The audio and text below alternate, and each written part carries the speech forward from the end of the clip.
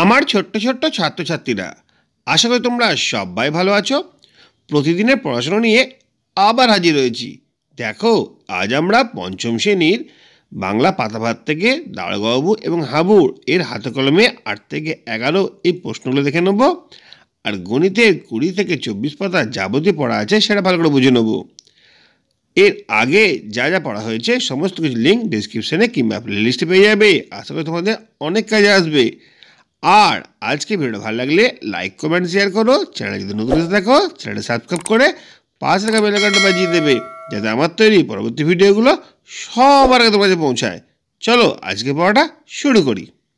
এরপরে দেখো, কবিতাতে অন্তমিল আছে এরকম 5 জোড়া শব্দ লিখতে বলা হয়েছে, যেরকম হাবু কাবু, বড় করো, ডাকি থাকি, সুরে উড়ে, বেঁধে কেঁদে, আর গুলো ভুলো।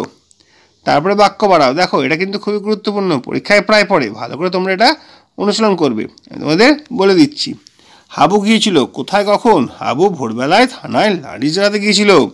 তারপরে বড়দা পোষেন বিড়াল কয়টি কেমন? বড়দা ছোট বড় 7টি বিড়াল পোষেন। হাবু ভগবানকে ডাকে কখন ও কেন? হাবু দুঃখে সারাদিন রাত ভগবানকে ডাকে। পরের প্রশ্ন, দারোগাবাবু বলেন ঘরের জানলার দরজা খুলে রাখতে। কাকে? হাবুকে দারোগাবাবু বলেন ঘরের দরজা জানলা খুলে রাখতে।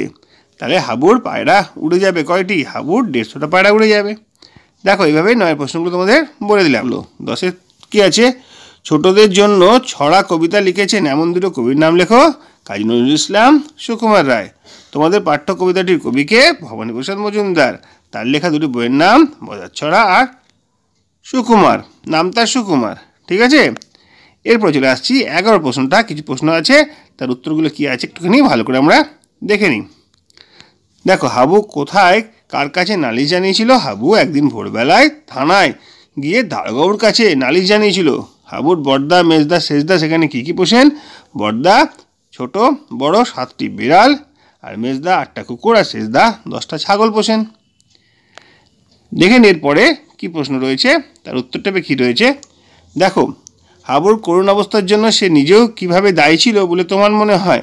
হাবুর করুণ অবস্থার জন্য হাবু নিজেই দায়ী ছিল, কারণ হাবু ঘরে পায়রাদের থাকার ব্যবস্থা না করে অন্যত্র করে দিলে যথেষ্টভাবেই নিজেদের ঘরে সুস্থিরভাবে পরিষ্কার পরিচ্ছন্নভাবে বাস করতে পারত। এরকম করুণ অবস্থা তাকেও দেখতে হতো না।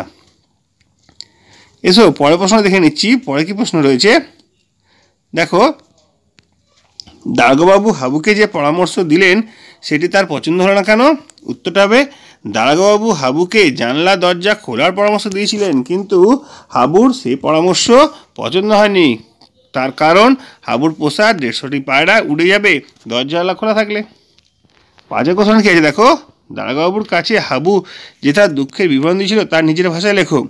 দারোগাবাবুর কাছে হাবু জানায় যে তার বড়দা ছোট বড় 7টা বিড়াল, মেজদা 8টা কুকুর পোষে, আর পাগল শেষদা 10টা ছাগল পোষে। গন্ধে প্রাণ যায় হাবুর। এই 4 ভাইয়ের একটি ঘরে থাকে, তাই সে নিজে দিনরাত ভগবানকে ডাকে। দেখো, সকল প্রশ্নের উত্তর এইভাবে তোমাদের সামনে হাজির করলাম। আশা করি বুঝতে তোমাদের কোনো সমস্যা হয়নি। দেখো, এখানে লেখা রয়েছে একজন কৃষক তার মোট জমির 2/15 অংশে ধান আর 7/15 অংশে পাট লাগিয়েছেন। ধান ও পাটের জন্য তিনি মোট জমির কত অংশ ব্যবহার করেছেন? দেখো, মোট বলেছে, তাহলে যোগ করতে হবে।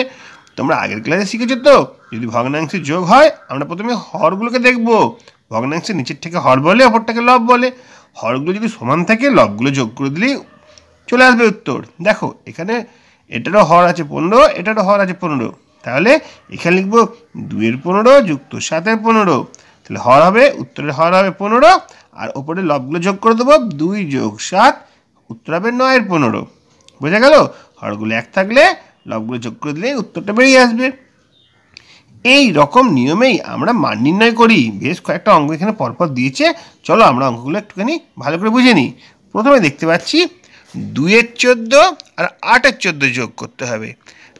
দেখবো প্রথমে কি হরগুলো 1 আছে, একই আছে 14, তাহলে লবগুলো যোগ করলেই হয়ে যাবে। 8 আর 2 যোগ করলে 10, 10/14। এবার দেখো, 10 আর 14 দুটোকেই কিন্তু আমরা 2 দিয়ে ভাগ করতে পারি। 10কে 2 দিয়ে ভাগ করলে 5, 14কে 2 দিয়ে ভাগ করলে 7, তাহলে কাটাকুটি বলা হয়। তাহলে উত্তর হবে 5/7। দেখে নাও তোমরা ভালো করে। পরের অঙ্কে যাই। পরের অঙ্কে রয়েছে 5-এর 7 যুক্ত 2-এর 7। হরগুলো একই রয়েছে, লবগুলো যোগ করে দেবো। 5 আর 2 যোগ করলে 7, তাহলে 7-এর 7 হলো। 7কে 7 দিয়ে ভাগ করা হচ্ছে, কত হবে উত্তর? 1 হবে উত্তর। ঠিক আছে, এবার আমরা পরের অঙ্ক দেখব। 5-এর 9 যুক্ত 2-এর 9। 5 যোগ 2 হয়ে যাবে 7, উত্তর হবে 7-এর 9। বুঝে গেছে? এবার তাড়াতাড়ি করে বুঝাচ্ছি। তারপর দেখো 6-এর 15 আর 7-এর 15। 6 আর 7 যোগ করে হবে 13, তাহলে 13-এর 15 হবে উত্তর। পরেরটা দেখো 3টে যোগ রয়েছে, কোনো সমস্যা নেই, একই রকম নিয়ম। কি আছে? 8-এর 25, 2-এর 25, 7-এর 25। সব কটা হরই আছে 25, তাহলে লবগুলো যোগ করে দেবো। 8 যোগ 2 যোগ 7, তাহলে 8 আর 2 10 আর 7 17, উত্তর হবে 17-এর 25। 6টা কি আছে? 2-এর 9, 1-এর 9 আর 4-এর 9। 2-এর 1 যোগ করলে 3, 3 আর 4 যোগ করলে 7, তাহলে উত্তর হবে 7-এর 9। 6টা দেখি কি আছে? 8-এর 17 আর 3-এর 17। দেখে নাও হরগুলো একই আছে, তাহলে লবগুলো যোগ করে নেবো। 8 আর 3 যোগ করলে হবে 11, উত্তর হবে 11-এর 17। এবার আমরা বর্গীর জয়েরটা বুঝে নিই। বর্গীর জয়ের অঙ্কটা কি আছে? 3-এর 10, 4-এর 10 আর 2-এর 10। সব কটা হরই 10 আছে, তাহলে উত্তরের হরটাও 10 হবে। আর লবটা কত হবে? 3, 4 আর 2 যোগ করবো। 3 আর 4 7 আর 2 9, উত্তর হবে 9-এর 10। দেখো ভগ্নাংশের যোগগুলো আমরা এভাবেই শিখে নিলাম। আশা করি কোনো সমস্যা নেই। যদি কোনো সমস্যা থাকে আমাকে কমেন্ট বক্সে কমেন্ট করে জানাতে পারবে, আমরা আবার বোঝার চেষ্টা করব। এরপরে পড়াটাকে তো এগিয়ে নিয়ে যেতে হবে। দেখি এর নিচে আমাদের কি পড়া আছে, চলো সেগুলো আমরা ভালো করে বুঝে নিই। দেখো এখানে রয়েছে লাফিয়ে লাফিয়ে সম্পর্ক তৈরি করি, সেটাই তো লেখা রয়েছে। দেখো প্রথমে যখন লালটা দেখবো, লাল রঙের যে লাফটা হয়েছে 1 থেকে 3, সেখান থেকে 6, 9, 12, 15, 18, সবকটা 3 ঘর করে বেড়েছে। আর ওপরটা 2 ঘর করে, 2, 4, 6, 8, 10, 12, 14, 16, 18। তাহলে আমরা বলতে পারি 2-এর ঘর লাফালো 2, 4, 6, 8, 10, 12, 14, 16, 18, 20, 22, 24 এরকমভাবে। আর 3 ঘর লাফালে কী হবে? 3, 6, 9, 12, 15, 18, 21, 24 এরকমভাবে। তাহলে এগুলো হচ্ছে সব কি? 2-এর গুণিতক, আর এগুলো হচ্ছে 3-এর গুণিতক। 2-এর গুণিতকগুলো একটা গোল বৃত্তের মধ্যে লিখলাম, 3-এর গুণিতকগুলো গোল বৃত্তের মধ্যে লিখলাম। লিখে কি দেখতে পাচ্ছি? লিখে দেখতে পাচ্ছি কিছু রয়েছে 2-এর ঘরে রয়েছে, আবার 3-এর ঘরে রয়েছে। যেমন দেখো 6 এখানেও রয়েছে, এখানেও রয়েছে। 12 এখানেও আছে, এখানেও আছে। 18 এখানেও, এখানেও। তাহলে 6, 12, 18 এগুলো কি হচ্ছে? 2-এর গুণিতক আর 3-এর গুণিতকের মধ্যে সাধারণ গুণিতক। সাধারণ গুণিতক মানে এখানেও আছে, ওখানেও আছে। বোঝা গেল? এইভাবে আমরা সাধারণ গুণিতক নির্ণয় আগেও শিখেছি, এখন আরও একবার অনুশীলন করে নিলাম। দেখি পরের পাতা আমাদের কি আছে। আমাদের বইয়ের এইখানে রয়েছে, দেখো সাধারণ গুণিতক নির্ণয় করো। 3 আর 5-এর সাধারণ গুণিতক করতে বলেছে। 3-এর গুণিতকগুলো এখানে পরপরভাবে লিখে দেবো। 3, 6, 9, 12, 15 এরকমভাবে অনেক হতে পারে, ওই জন্য অসংখ্য। 5-এর গুণিতকগুলো কী হবে?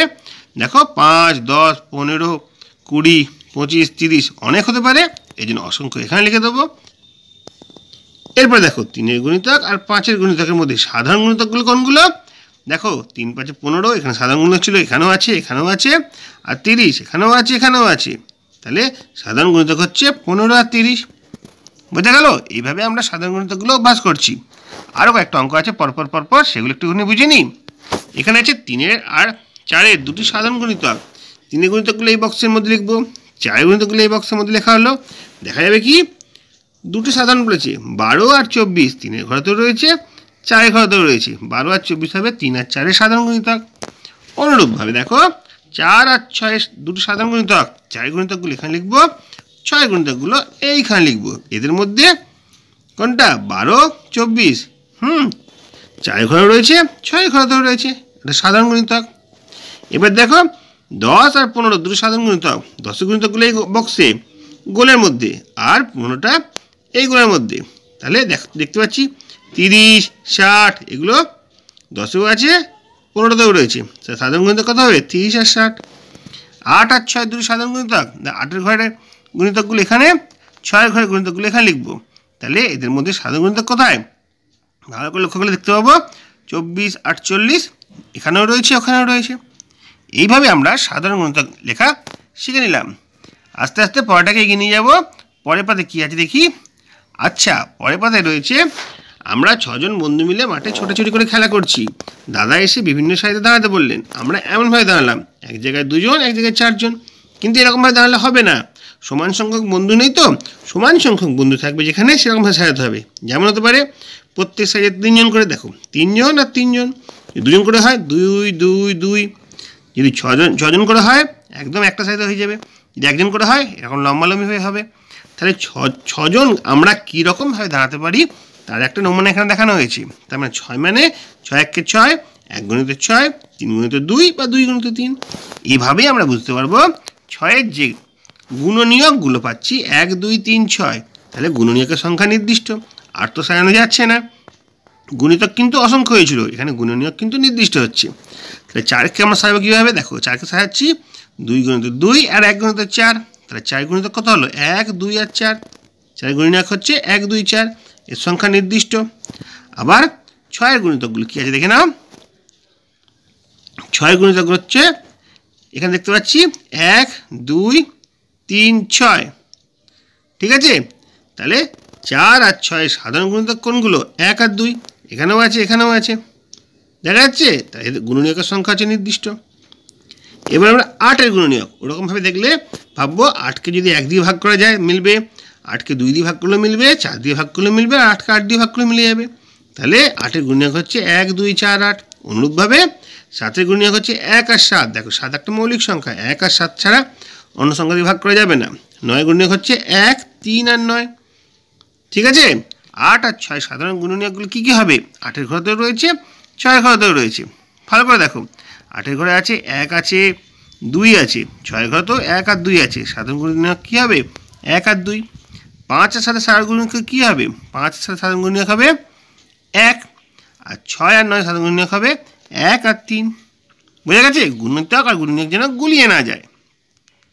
এরপরে আমরা পরের পাতার দিকে চলে যাব, 24 পাতায়। দেখি তো কী পড়া আছে। এখানে গাছের মাধ্যমে করা রয়েছে, দেখো 15 গুণনীয়কগুলো হচ্ছে 1 3 5। 7-এর গুণনীয়ক হচ্ছে 1 আর 7। 5-এর গুণনীয়ক হচ্ছে 1 আর 5।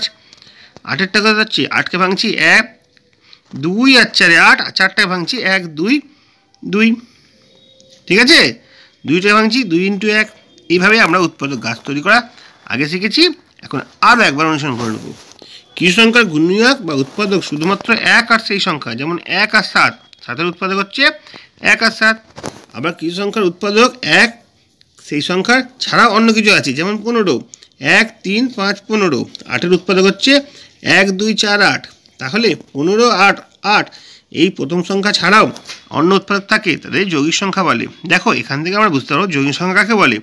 যে সকল সংখ্যার গুণনীয়ক 1 এবং সেই সংখ্যা ছাড়া অন্য উৎপাদক থাকে তাকে যৌগিক সংখ্যা বলে।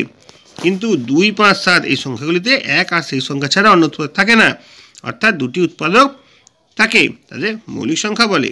বোঝা গেল যৌগিক সংখ্যাকে বলে, মৌলিক সংখ্যাকে বলে। একবার আমরা ভালো করে প্র্যাকটিস করে নিচ্ছি, আগে অনেকবার শেখানো হয়েছে, আরও একবার শিখে নিচ্ছি। কিন্তু একের ক্ষেত্রে উৎপাদক মাত্র একটাই, তাই এক মৌলিকও নয় যৌগিকও নয়, ঠিক আছে। মৌলিকের জন্য কমপক্ষে 2টো উৎপাদক থাকতে হবে, যৌগিকের জন্য 2টোর বেশি উৎপাদক থাকতে হবে।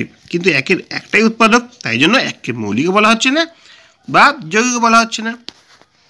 এবার আমরা দেখে নেব উৎপাদক গাছের সাহায্যে কীভাবে আমরা ছকটা করতে পারি। দেখো 18 2 9 18, 9টায় ভেঙেছে 3 3 1, এবং 6টায় ভেঙেছে 1 2 3। 14 ভেঙেছে 1 2 7। 20টায় ভেঙেছে 2 10 20। 10টায় ভেঙেছে 1 5 আর 2, ঠিক আছে। এরকমভাবে আমরা বুঝতে পারবো এটা যৌগিক সংখ্যা, এটাও যৌগিক সংখ্যা, এটাও যৌগিক সংখ্যা, অনেক বেশি উৎপাদক রয়েছে, ঠিক আছে। এর মধ্যে কোনোটাই মৌলিক সংখ্যা নয়। এই 24 পাতা পর্যন্ত পড়া রইল। পরের দিন আমরা 25 পাতা পড়ব আর অন্যান্য বিষয় সম্পর্কে আরেকটু আলোচনা করব। আজকে ভিডিওটা এখানেই শেষ করছি। যদি ভালো লাগে তোমরা লাইক কমেন্ট শেয়ার করবে। চ্যানেল যদি নতুন এসে থাকো চ্যানেলটা সাবস্ক্রাইব করে পাশে থাকা বেল আইকনটা বাজিয়ে দেবে, যাতে আমার তৈরি পরবর্তী ভিডিওগুলো সবার আগে তোমার কাছে পৌঁছায়। তোমরা প্রত্যেকে ভালো থাকবে।